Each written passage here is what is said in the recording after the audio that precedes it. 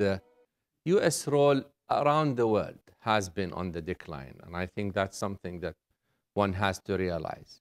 But in the Middle East in particular, the United States clout, influence, image has been declining probably faster than it has in other regions of the world. Why? Three main reasons. Its military power is not seen in the or feared in the region as it used to because of Iraq. The war in Iraq has shown the Middle East that it is possible to defeat. You know, I mean, I'm talking as a regular, average Arab rather than.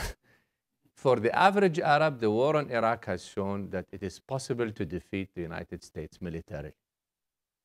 And that 10 years after the war on Iraq, the United States is, picking up its army and leaving without being able to declare victory. The economic power of the United States has been on the decline in the Middle East, particularly after the global financial crisis. Once again, the super mighty US now is seen in the region as very vulnerable and as a superpower that is not able to use its money as it used to affect positions. And therefore, today, for example, you talk about help to Tunisia or help to Egypt, the United States is simply not able to provide much financial help to these two countries. And what it can provide, it has to coordinate with the IMF, with the World Bank, and the European Union. But on its own, it has its own domestic financial crisis, as well as a global financial crisis to deal with that does not allow it anymore to play the economic role that it used to in the past. And the third important area is political.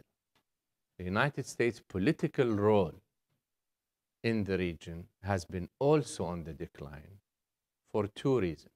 Its support of Arab dictators is now seen as not having served its interests, and the Arab public in Egypt, in Tunisia, has been able to topple their leaders despite US political support to these leaders.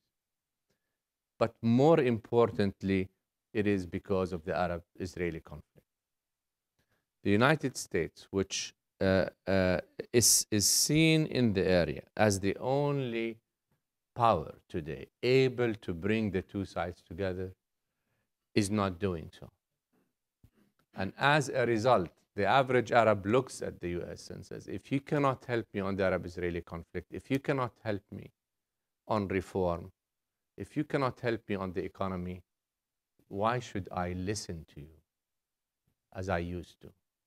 Remember last year here in New York, the Palestinians came to New York in defiance of the United States position, not just the Israeli position, and attempted to enter the United Nations. This is the weakest government on earth, okay, defying the United States and coming to New York to try to gain membership in the UN despite what the US thinks. 10 or 15 years ago, this was unheard of in the region for an Arab country, an Arab entity, to defy the United States in such a manner, even when it was, regarded as an ally, not an adversary of the United States.